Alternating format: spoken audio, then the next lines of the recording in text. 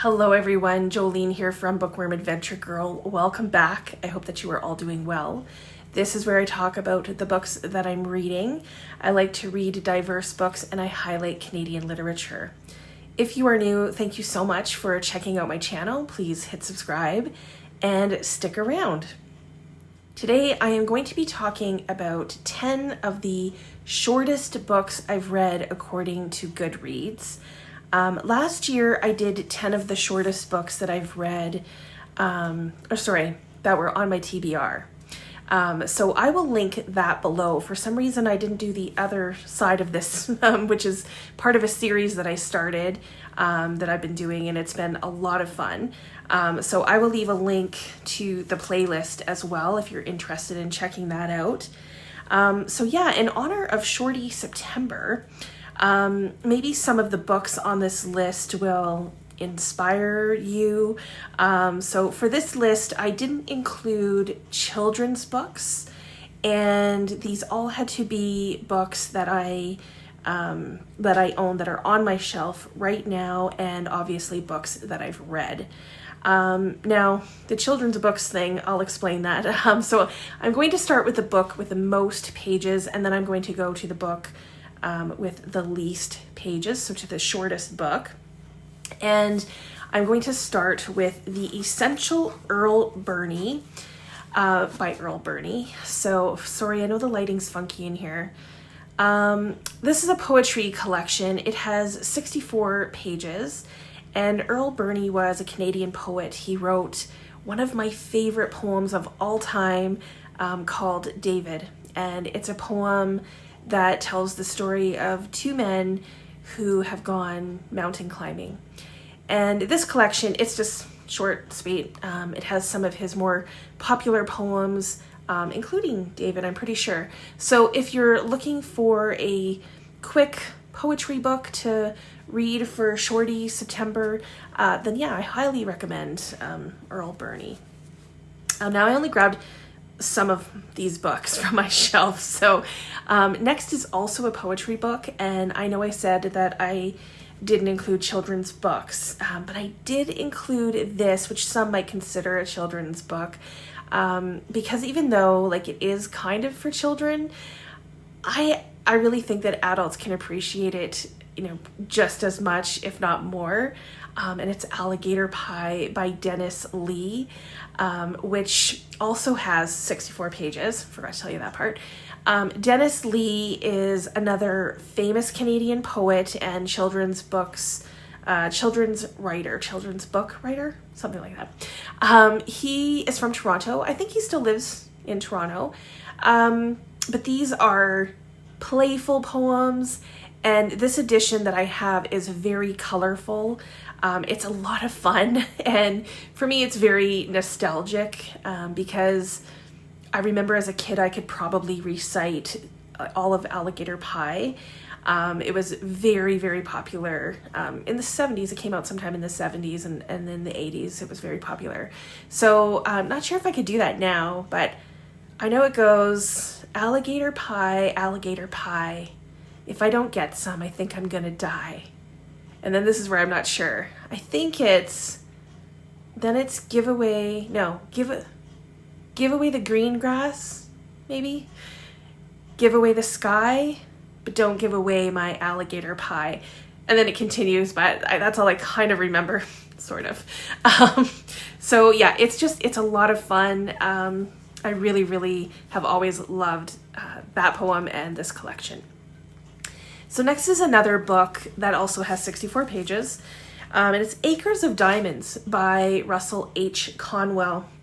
And this is a little gem of a book, and it asks the question, where can we find the diamonds in our life?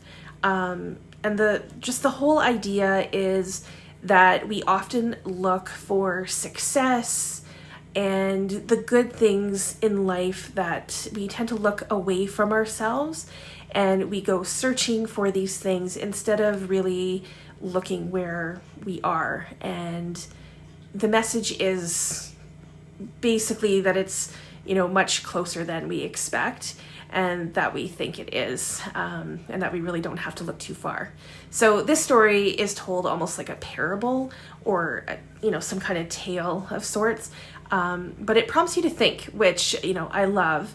And this is really a classic. I think it was originally published in like 1914, 1915, 1916, somewhere around there. So yeah, it's a sweet little book. Next up is Dear Sir, I Intend to Burn Your Book.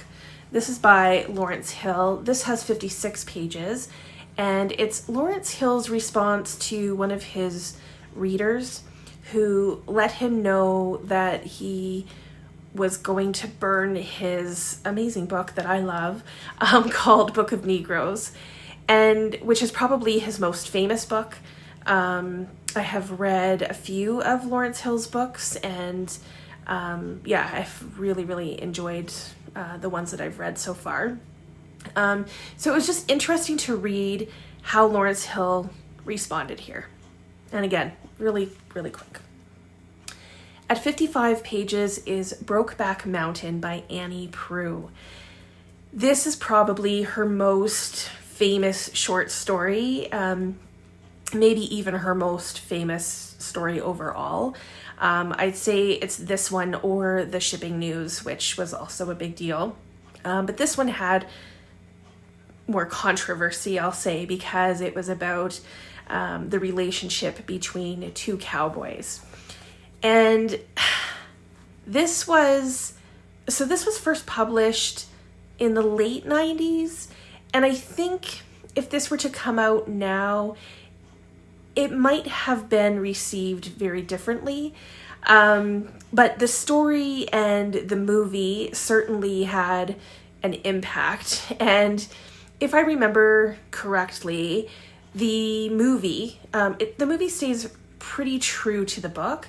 So this is also one of those examples where a short story shows how much of, an impact that it can have, and that an entire full-length movie was made out of this. So I'm always impressed when that happens, and there's a few that I'm like, imagine that story came out of just these few pages, right? So next is another poetry collection with 54 pages, although some editions say 80 pages, and this is Grief and Loss and Love and Sex, and this is by Canadian writer Lara Margaret Marjerrison. I don't know if I'm saying her last name correctly.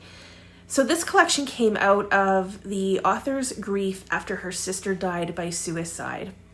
And many of you know that I do like reading books or poetry about grief and seeing how writers try to capture that topic of grief and the emotions around it. And I remember really enjoying this collection. So yeah, I would recommend this as well. And then We Should All Be Feminists by Chimamanda Ngozi Adichie. Again, just a tiny little book. This comes in at 52 tiny pages. And I think like when you're writing a short story, or you're writing something at least shorter in length, then it doesn't leave a whole lot of room for babble and flowery stuff. And I found this book to say what it needs to be, like it says what needs to be said in the most concise way, but it also has very compelling points that would make me reread lines or sometimes like full paragraphs. And I just thought that the writing and the message, sorry, my dog definitely has something to say, but I thought the message was exceptional. And in fact, I think that this is the book that I sat down at the bookstore. I was in New York at the Strand, one of my favorite bookstores, and I sat in one of the comfy chairs and I read the entire book. So yeah, another quick little read. This next book is another poetry collection. It has 48 pages, and I'm not going to lie, I picked it up because of the cover. And it's called Love, a Collection of Prose and Poetry. And this is by Puja Mohan, who is a poet from India. And the poems in this try to capture the emotion of love, basically, and how it changes throughout time.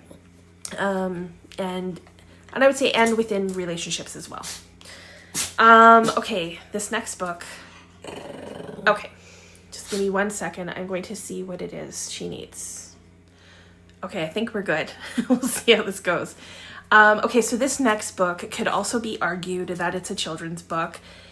However, I received it twice as a gift, and the first time was when I graduated from high school, and then I received it again from someone else when I graduated with my BA. So I'm including it here, and it's Oh, the Places You'll Go by Dr. Seuss, and this has 44 pages, and it was, and most likely still is, a very popular gift for graduates.